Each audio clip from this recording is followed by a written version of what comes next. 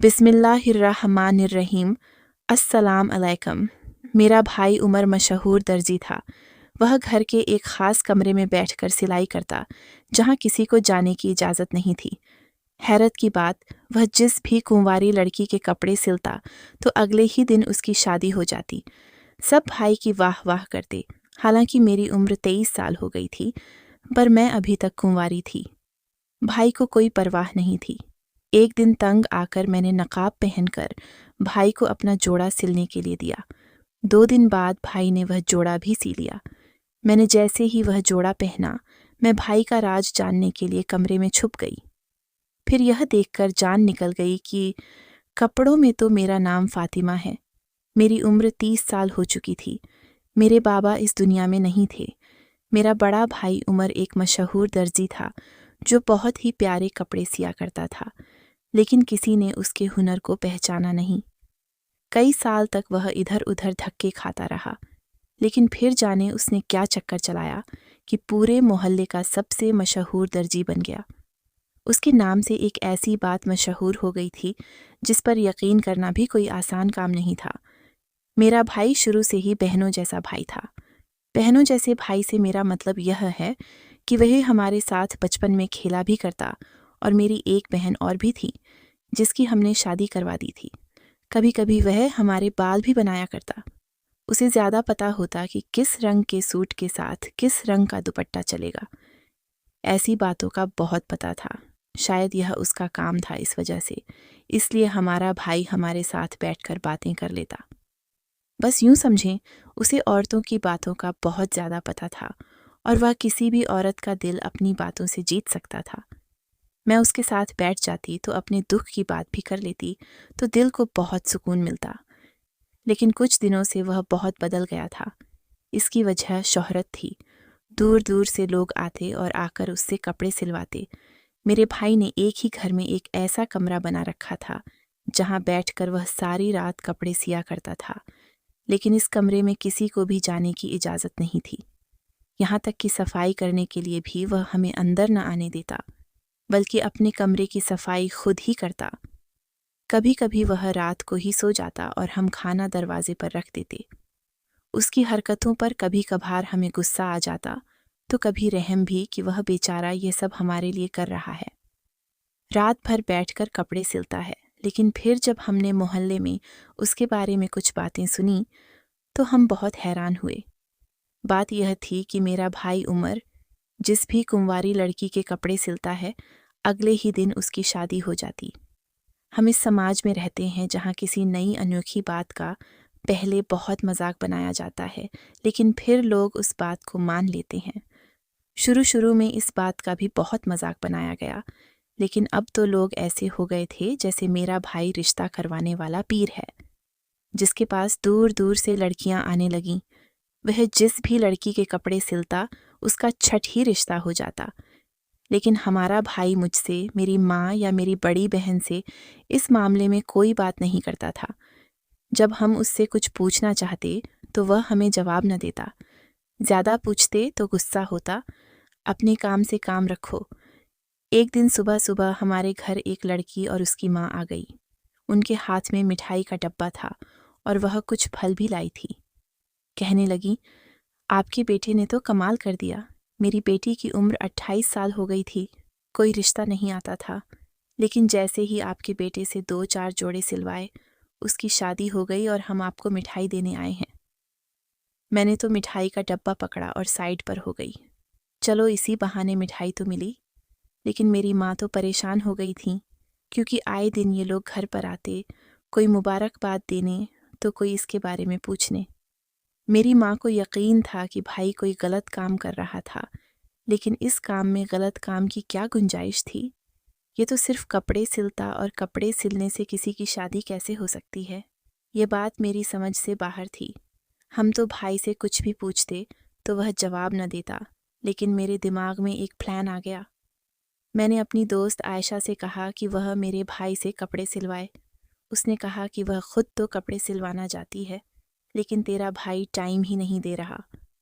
मैंने उसे कहा कि मैं उसकी थोड़ी सी सिफारिश लगा दूंगी, लेकिन उसे मुझे सब बताना होगा कि मेरे भाई ने उससे क्या बात की और उसका रिश्ता कैसे हुआ, क्योंकि मेरी दोस्त भी मेरी उम्र की थी, उसकी शादी अभी तक नहीं हुई थी। मैंने अपने भाई से कहा, भाई, मेरी दोस्त आपसे कपड़े सिलवाना चाहती है। कहने लगा, मेरे पास टाइम नहीं है, लिस्ट में बहुत से लोग हैं, उसे कहो 2 महीने बाद आए। मैंने कहा, भाई, मैं आपकी बहन हूँ और वह मेरी दोस्त है। इस तरह से वह भी आपकी बहन हुई। आप मेरी बात नहीं मानेंगे तो आपका मेरे भाई होने का क्या फ़ायदा? भाई ने कहा, तू बहुत बोलती है, तेरी ज़बान बहुत लंबी हो गई है। मैंने कहा, प्लीज़ उसकी बात मान जाइए, उसे बहुत जल्दी है, उसके घर वाले बहुत परेशान हैं, आप कुछ तो करेंगे। मेरे भाई ने कहा, ठीक है, उसे 1 हफ्ते बाद भेज देना। इसके बाद मेरी दोस्त आयशा मेरे भाई की दुकान पर गई। एक चीज़ भूल गई थी, इसीलिए उसका एक और चक्कर लग गया। फिर उसने कहा कि मेरे कपड़ों पर खुला कॉलर और लेस लगानी है, तो उसका एक और चक्कर लगा। फिर पूछने के लिए गई कि कपड़े सिल गए हैं या नहीं, तो फिर एक चक्कर लगा। और आखिर में 2 दिन बाद मेरे भाई ने उसे कपड़े वापस कर दिए। उसे भाई ने अपनी दुकान के 5 चक्कर लगवा लिए। मैंने अपनी दोस्त से कहा, मैंने सुना है कि जैसे ही कपड़े पहनती हैं, रिश्ता आ जाता है। वह कहने लगी, मुझे तो डर लग रहा है, पता नहीं क्या हो गया है। मैंने कहा, इसमें डरने की क्या बात है? मुझे लगता है ये सब झूठ है, लोगों को पैसे देकर ये बात करवाई है। ऐसा भी भला हो सकता है? मेरी दोस्त ने कहा, मैं जुमे वाले दिन ये कपड़े पहनूंगी। उसने जुमे वाले दिन कपड़े पहने। पूरा दिन गुजर गया। शाम में उसकी कॉल आई। उसने जो मुझे बताया, मेरे पांव तले से ज़मीन निकल गई। उसने कहा कि मेरे लिए बहुत ही अच्छा रिश्ता आया है। मेरे घर वालों को भी रिश्ता पसंद आ गया और मुझे भी। लड़का देखने में बिल्कुल हीरो जैसा है। यार, तेरा भाई तो जादूगर है, कमाल हो गया। आज ही मैंने ये सूट पहना और आज मेरा रिश्ता आ गया। वह तो एक ही सांस में बोलती चली जा रही थी। मुझे कुछ समझ नहीं आ रहा था कि ये कैसे हो सकता है। मैंने ये बात अपनी माँ को भी बताई। मेरी माँ तो सर पकड़कर बैठ गईं। उन्हें तो यकीन था कि मेरा भाई जादू कर रहा है। वह तो अपनी ही फिक्र में लग गईं। उनका कहना था कि जो जादू करता है उसका घर बर्बाद हो जाता है। इस घर में कोई आफत आ जाएगी। वह अपनी बातों में लगी थीं, जबकि मैं जानती थी कि जादू से ऐसा कुछ नहीं होता। ये जादू नहीं था। लेकिन मैंने अपनी दोस्त से पूछा कि उन्होंने तुझे कोई चीज़ दी थी पहनने को? कोई अनोखी बात की थी? कोई ऐसी बात जो उन्होंने की हो? उसने कहा कि ऐसी बात तो कोई नहीं की। वह तो वही बातें कर रहे थे जो दर्जी करता है। क्या आपको इस सूट के साथ क्या चाहिए? और इस तरह की बातें। अगर ऐसा था तो फिर मेरा भाई उमर मेरे कपड़े क्यों न सिलता था? मेरी भी तो शादी की उम्र हो चुकी थी। मैं 30 साल की हो गई थी। क्या उसे मेरी कोई परवाह नहीं थी? मेरी बड़ी बहन की शादी तो उसने 20 साल की उम्र में ही करवा दी थी। फिर मुझसे क्या दुश्मनी थी कि मेरी शादी न करवा रहा था, न मेरे कपड़े सिलता? अगर मेरी शादी सिर्फ कपड़े सिलने की दूरी पर थी, तो फिर अभी तक वह हाथ पर हाथ रखे क्यों बैठा था? 2 हफ्ते बाद मैं अपनी दोस्त आयशा के निकाह में बैठी थी। सारा मोहल्ला बातें कर रहा था कि उसने भी उमर दर्जी से कपड़े सिलवाए, लेकिन वह सबको टाइम नहीं देता। ये तो किस्मत की बात है। उमर जिसको टाइम दे। बाकी सब मेरे पीछे थे कि तू अपने भाई से बात कर। मैं उनको क्या जवाब देती कि मेरा भाई मुझे खुद नहीं टाइम देता, तुम लोगों को क्या टाइम देगा? मैं गुस्से से भरी पड़ी थी। मैंने यही बात सबको कह दी। वह हैरान रह गए कि जब मोहल्ले की लड़कियों की शादियां करवाता है तो अपनी बहन की क्यों नहीं करवाता। मैंने तो वाकई रोना ही शुरू कर दिया। न जाने मुझे क्या हो गया। मुझसे खुद पर काबू नहीं पाया जा रहा था, लेकिन अब मुझे गुस्सा आ गया था। मैंने सोच लिया कि मैं इस बात की तह तक जाऊंगी। मैंने कहा, मैं अपने भाई के पास जाऊंगी अपने कपड़े सिलवाने, लेकिन वह मेरी शक्ल देखकर मुझे वहां से भगा देता, इसलिए मुझे अपनी शक्ल छुपाकर जाना था। यानी मुझे हुलिया बदल कर जाना था, छुप छुप कर जाना था, और मुझे यही करना था। मैं बुर्खा नहीं पहना करती थी। मैंने अपनी दोस्त से बुर्खा उधार लिया। वैसे भी उसकी शादी हो गई थी, उसने पुराने बुर्खे का क्या करना था? मैंने अपनी आवाज़ भी थोड़ी बदल लेनी थी, इसलिए मुंह के अंदर रुई रख ली। नकाब ओढ़कर अपने भाई की दुकान पर चली गई। उसने कहा, मैं आपको टाइम नहीं दे सकता। मैंने मिन्नतें थरले करना शुरू कर दिए कि मैं बड़ी परेशान हूँ, मेरी उम्र निकलती जा रही है, मेहरबानी करो और मेरी शादी करवा दो। मेरे भाई ने कहा, मैं शादियाँ नहीं करवाता, सिर्फ कपड़े सिलता हूँ, बाकी आपकी किस्मत है। मैंने कहा, ठीक है, मेरे कपड़े सी दो। मैंने 2 सूट लिए थे। पैसों की कमी हमारे पास नहीं थी। मेरा भाई धड़ाधड़ पैसे कमा रहा था। मैंने अपनी माँ से पैसे ले लिए और पहुँच गई। साथ कपड़ों का नाप भी था। मेरे भाई को पता था कि मैं कौन से कपड़े पहनती थी या मेरे कपड़ों का नाप क्या था। वह तो वैसे ही अपने काम में मशगूल रहता था। मेरे भाई ने मुझसे कपड़ों का नाप लेते मेरा नाम पूछा, जो कि मैंने गलत बताया, ज़ैनब। उम्र पूछी तो वह भी थोड़ी आगे पीछे बताई। फिर पूछा, आपकी फैमिली में कौन कौन है, आप क्या करती हैं? सारा कुछ पूछ रहा था। मैंने सब कुछ बताया। कोई दर्जी वैसे तो इतनी डिटेल नहीं लेता, लेकिन बातों बातों से वह बात निकाल रहा था और बड़े तरीके से ये सारी बातें मुझसे पूछ रहा था। उसने बातों ही बातों में मुझसे मेरा फ़ोन नंबर, तालीम और यह कि कितनी पढ़ाई की है, सारा कुछ पूछ लिया। फिर यह कहने लगा कि आजकल तो रिश्तों की बड़ी कमी है, रिश्ते हो नहीं रहे या लड़कियों की फरमाइशें भी इतनी होती हैं। आपको किस किस्म का लड़का पसंद है? बातों ही बातों में जाने क्यों मुझसे सारी बातें पूछ रहा था। क्योंकि मैं भेस बदले खड़ी थी, वैसे ही डरी हुई थी। मैं भी सारा कुछ बताती जा रही थी। उसने कहा, आपके कपड़े मैं 2-4 दिन में सी दूंगा, इसलिए आप 4 दिन बाद आइए। मैंने कहा, अगर कपड़े जल्दी मिल जाएं तो। उसने कहा, बीच में एक चक्कर लगा लीजिएगा। अगले चक्कर में भी उसने मुझसे ऐसी ही बातें की। फिर 4 दिन बाद उसने मुझे कपड़े वापस करने का दिन बताया। इस बीच मुझे ये तजस्सुस था कि इस कमरे में वह क्या करता है। मैंने किसी तरह उस कमरे की खिड़की को अंदर से खोल दिया। फिर भाई कमरे को जब लॉक लगाकर अपनी दुकान पर गया तो खिड़की खोलकर कमरे में दाखिल हो गई। मैं हैरान थी कि इस कमरे में ऐसी कोई अनहोनी चीज़ नहीं थी जिससे मैं कुछ अंदाज़ा लगाती। वहाँ 2 मशीनें पड़ी थीं, एक पर्दा लगा था। मशीनें एक रेशमी कपड़ों के लिए और एक सूती कपड़ों के लिए, जैसे किसी दर्जी का कमरा होता है। जगह जगह धागे की लड़ियाँ बिखरी पड़ी थीं, उसी तरह का माहौल था। फिर मेरी नज़र ने कुछ ऐसा देखा कि मैं हैरान रह गई। कुछ बड़े बड़े रजिस्टर थे। मैं रजिस्टर की तरफ बढ़ी। मैंने देखा वह काफ़ी बड़े थे, लेकिन इतना भी क्या हिसाब किताब कि इतने बड़े रजिस्टर मेरे भाई ने रखे हुए थे।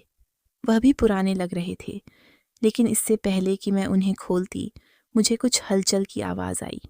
मैं डर के मारे खिड़की से ही वापस भाग गई। दिल तो पूरी तरह बैठ गया था, लेकिन मेरे भाई ने मुझे देखा नहीं।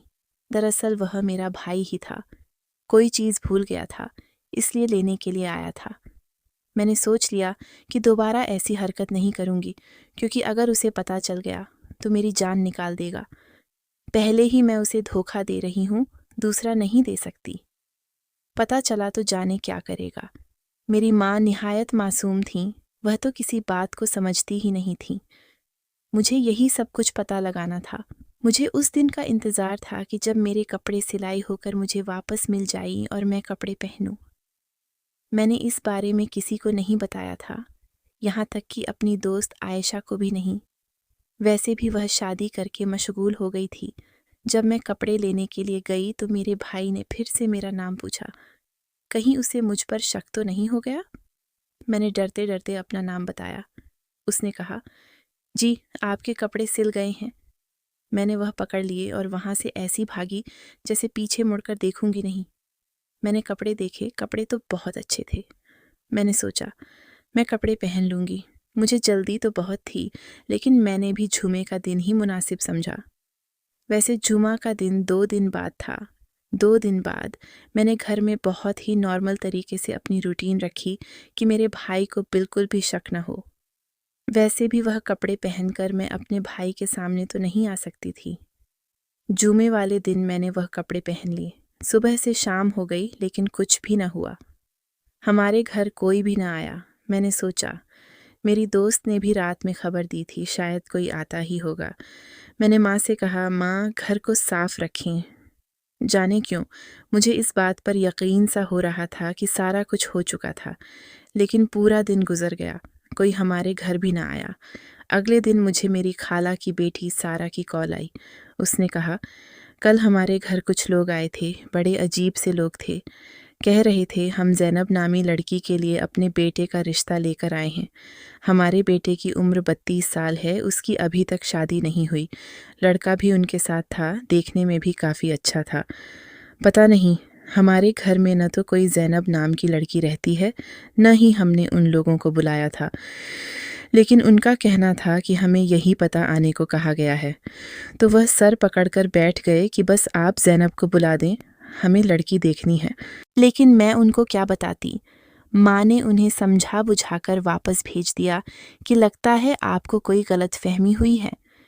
ये बात मेरे कानों तक पहुंचने की देर थी कि मेरे पांव तले से ज़मीन निकल गई, क्योंकि जब मुझे भाई ने कहा था कि आपको अपने घर का पता भी लिखना है, तो मैं अपने घर का पता नहीं लिख सकती थी। इसलिए मैंने अपनी खाला के घर का पता लिख दिया, क्योंकि मुझे उस मोहल्ले का कोई पता लिखना था। मैं उसे गलत नहीं बता सकती थी, न लिख सकती थी। मैंने अपना नाम भी ज़ैनब बताया। इसका मतलब ये सब सच था, क्योंकि जो पता मैंने बताया उस पर और उस नाम की लड़की के लिए वाकई ही रिश्ता आया था। जाहिर है मैं घर का पता तो नहीं दे सकती थी। इसी परेशानी में इधर उधर मंडला रही थी।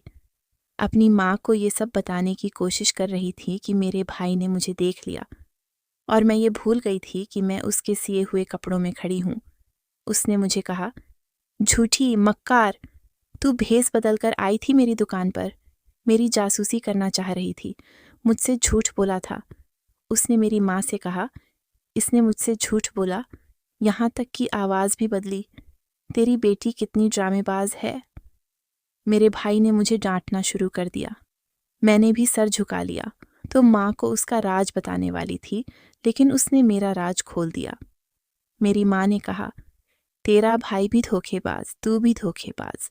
पता नहीं मेरी औलाद को हो क्या क्या है।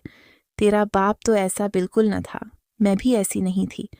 ये पता नहीं किस वजह से पूरे मोहल्ले में मशहूर है, और तू भी अब ऐसी हरकतों पर उतर आई है।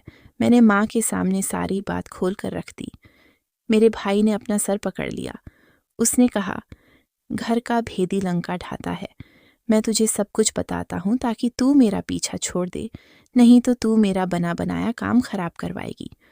तूने अपनी दोस्त आयशा को भी मेरे पास इसी मकसद के लिए भेजा था, फिर खुद भी इसी मकसद के लिए आई। अरे, मैं कोई गलत काम नहीं कर रहा, कोई जादू नहीं कर रहा। मैं बहुत अच्छा दर्जी था, मेरे हाथ में बहुत हुनर था, लेकिन तू जानती है लोग कदर नहीं करते। एक दर्जी ने मुझे अपनी दुकान पर 5 साल तक रखा। मुझसे ज़्यादा काम करवाता, पैसे कम देता। मेरी वजह से उसकी दुकान चलती, लेकिन वह मुझे मेरी उजरत पूरी नहीं देता था। मैंने भी इरादा कर लिया कि अपना काम करूँगा। लेकिन दर्जियों के काम तब चलते हैं जब उनके नाम मशहूर होते हैं, और दर्जी का नाम मशहूर नहीं होता, इसमें सालों लग जाते हैं। मेरा एक दोस्त था जिसने मैरिज ब्यूरो बना रखा था। उसका काम भी ठीक से नहीं चल रहा था, लेकिन उसके पास बहुत अच्छे अच्छे रिश्ते थे। मेरे पास जब भी कोई कुंवारी लड़की आती, मुझे पता चल जाता कि वह शादीशुदा है या कुंवारी। बातों बातों में मैं उससे सब कुछ पूछ लेता। उसका नाम क्या है, उम्र कितनी है, तालीम कितनी है, ख़ानदान कौन सा है, जात क्या है, शादी किस जगह करना चाहती है, किस किस्म का लड़का पसंद है। ये मेरा तरीका था औरतों से बात करने का। मैं ये सब कुछ करवा लेता था। औरतें मासूम होती हैं, बेवकूफ़ नहीं कहूँगा, लेकिन मासूम ज़रूर होती हैं। मेरी बातों में आ जाती हैं। दर्जी हो या दूध वाला, कभी कभी दुकानदार से भी बड़े खुले अंदाज में बात कर लेती हैं, जैसे वह वाकई उनका रिश्तेदार लगता है। और मैं अक्सर मासूम लड़कियों को ही टारगेट किया करता था, जैसे ही मेरे भाई ने कहा टारगेट किया करता था। मेरी माँ का थप्पड़ मेरे भाई के मुंह पर आकर लगा, जैसे मेरा भाई मेरी माँ को देखता रह गया। लेकिन उसने मेरी माँ को नज़रअंदाज किया, क्योंकि टारगेट करने से उसका ये मतलब नहीं था।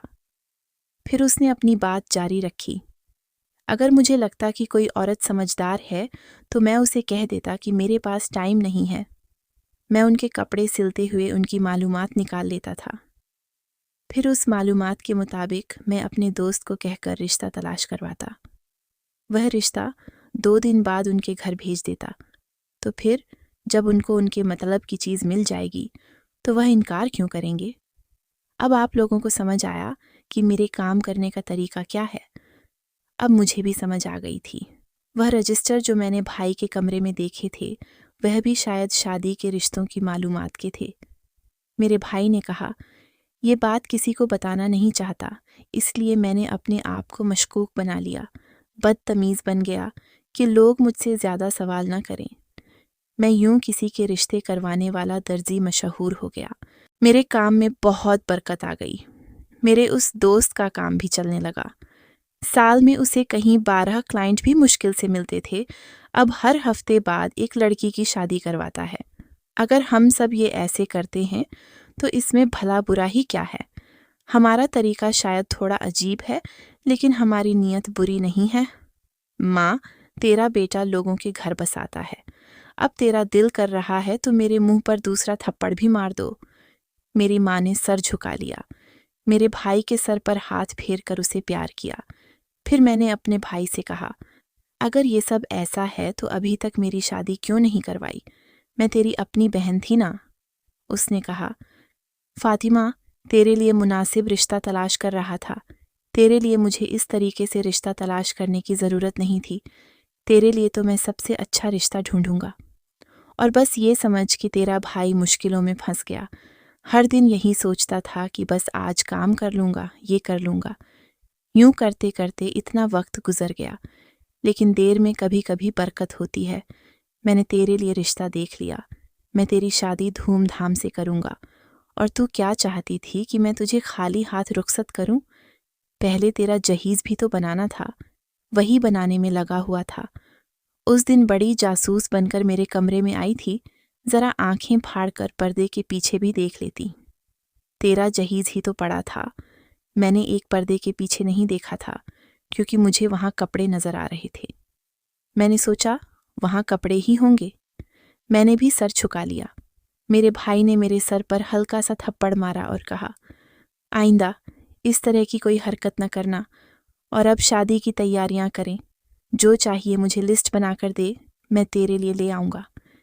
मेरी आंखों में खुशी के आंसू आ गए। मेरी माँ ने भी हम दोनों को प्यार किया। मेरा भाई ठीक कहता था। उसका तरीका शायद अजीब था, लेकिन फिर भी कि जिसकी कोई हद नहीं है।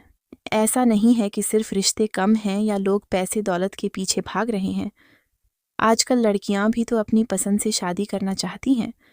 मैं ये सर उठाकर कह सकती हूँ कि मुझे अपने भाई पर फ़ख्र है। वह जो भी कर रहा है, अच्छा कर रहा है। आपको अगर ये कहानी अच्छी लगी है तो इस वीडियो को लाइक कीजिए, और इस तरह की और कहानियाँ सुनने के लिए हमारे चैनल को ज़रूर सब्सक्राइब कीजिए। कहानी सुनने का शुक्रिया। आपसे मुलाकात होगी अगली वीडियो में। तब तक के लिए अल्लाह हाफिज़।